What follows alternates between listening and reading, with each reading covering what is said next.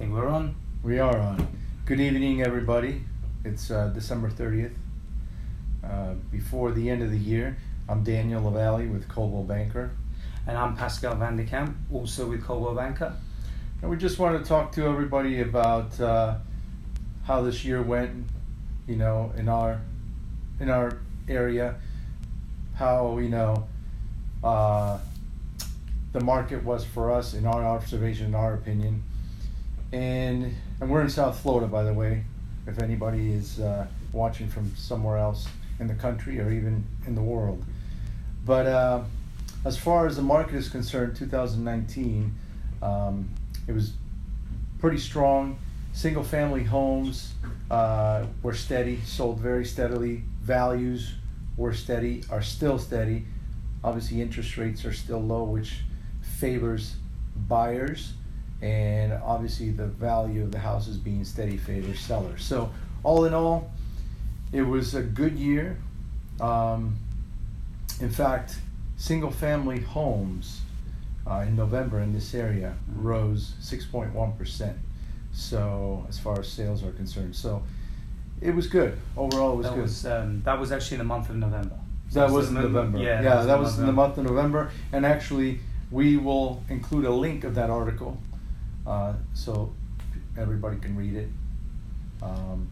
Anything you want to add for? Yeah, just that? From our own experience, I think we, I think from personally and also working together, that it's been, it has been steady. It's a strong market at the moment, but like Danny touched on, it for us when we've done listings, it's been brief periods on the market. If the price is put right, it's been pretty brief period.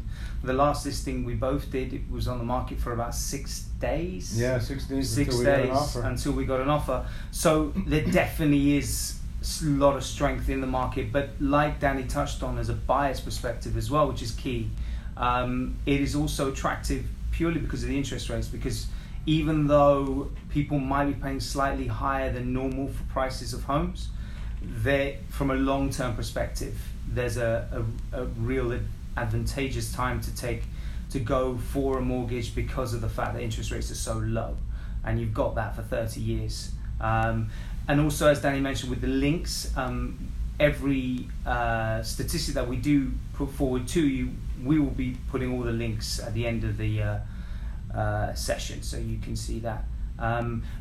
We did do a buyer's session and a listing session, which you can look on our Facebook pages to get more information on that, and what our views are on how in the buying market and in the selling market. One thing I do want to add, which we noticed, and again, this is in our area, mainly South Florida, Boca Raton, Delray Beach, Boynton Beach. We've seen a change in buyers as far as buyers wanting to do work to houses.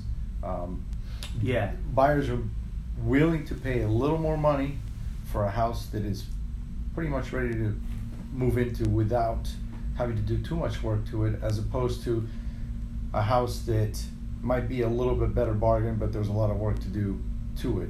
People don't want to do that. Not everybody, I'm saying. We find out most people do not want to do that. They don't want to go through the hassle of replacing roofs and all that, especially families with kids. So that's one thing. That's very true. That's very true. And it's not a market for foreclosures, not really a market for short sales. If you're looking for a good deal, yes, they're out there, but they're a lot more seldom than when the market is in a bad state. So people don't feel they're getting the value for money, right? When they see one that's a fixer-upper, they feel, well, I've got to spend for this fixer-upper, which is a lot higher than what I would want to pay, and then I've got to renovate it. Not only that, renovation, but the time and the project, the time it takes to do that. And some people don't have the time. They have kids, they want to move in. People going into new schools. So that's important. And we have seen some houses that have needed a lot of work that have been sitting in the market for quite a while. Yeah, I mean, even in the greatest locations. Absolutely, and they end up going to auction in some cases, don't they? So, It definitely, that's a really good point. From an observational standpoint from both of us, it is more of a market for those, we've seen that those in places which are in a good condition. And also you've got to remember financing. If you using financing, if it's in a bad condition, it's a lot harder to get that. Absolutely. Insurance, all of those issues. Would there be anything else on I think on that topic we covered it. And again, please refer to the articles we are going to include in the links. If you have any questions or you want to see what we talked about. Absolutely. We just really wanted to touch on 2019 and a few ideas on what we think will happen for 2020. Another thing which we also did talk about in the previous sessions is the attractiveness of South Florida in particular, and where we are, Boca Raton, Palm Beach County. A lot of that, because we get obviously international clients. Oh yes. And lion's share, the biggest portion comes from up north in the east, and obviously west coast as well. Yeah, California. Absolutely. California, New York, New Jersey, and then obviously Canada. A lot of the reasons for it, obviously besides the fact that sun, beach, everything, is the taxes. There is no state tax here in Florida. Mm-hmm. So that proves to be very advantageous for people who are coming from, as an example, New York. There is state income tax. State income tax. Yes, Just to be a state income tax. So that's very advantageous for people who are coming from the north, from New York, or from states where they do have a state income tax, and it can be quite high. So that aspect of it, we've also going to show an article which does indicate specifically New York on one of the biggest differences. So there's a lot of reason why people do come down here, is that element of it as well. And of course you have the attractiveness of just being in South Florida, which is the beaches, the sun, and everything else, and real estate in general is a lot. Real estate taxes are less, the properties cost less. And I think you've had clients from South America as well. Absolutely, especially with the economies down in Latin America right now, especially South America. What's going on down there with the uncertainty? There are people with a lot of money that are coming here to South Florida. Huge population of Latins here in South Florida. Absolutely, and so we would like we will put the link for that one. And in terms of our predictions for 2020, I mean, we're not economists, so we can't. No, well, so we will put an article in regards to that, right? Yes, we have an article on an article indicating that many economists are not predicting there to be a recession. In fact, they're stating it's like a 33% chance, which is pretty low. So which would indicate that there will be a continuation of what would be a strong market, which has an effect on the housing market, of course. Plus, indicators point to the fact that interest rates will remain low, at least for the first half to 3/4 of next year. So that's also good.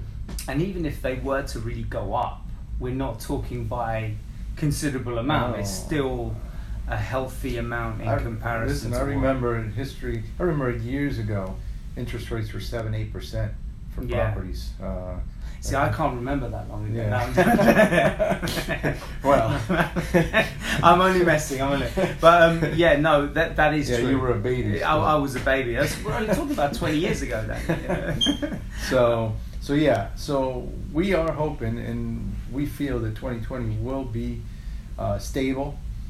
I think property values will also be stable, especially, and again, let me reiterate, we're talking about South Florida, our area.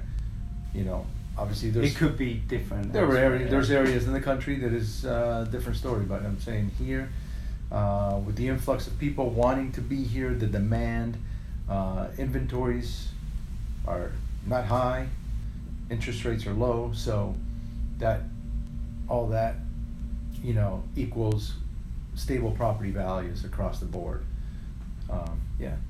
Yeah, absolutely. So we are wishing you all a very happy new year and a fruitful 2020.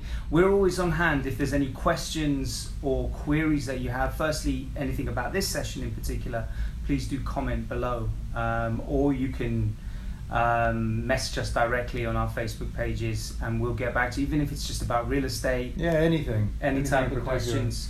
And we hope the links will be useful as well, because a lot of what we're referencing here are based on what we've read and what we've seen, but also our own experiences this year, which has been a pretty good year for us, but also I think for the housing market in general. So it's looking pretty positive, and wishing you all a happy new year. And likewise, happy new year everybody, a great 2020, and we will see you again next year. We will indeed. Thank you very much. Goodbye. Thank you.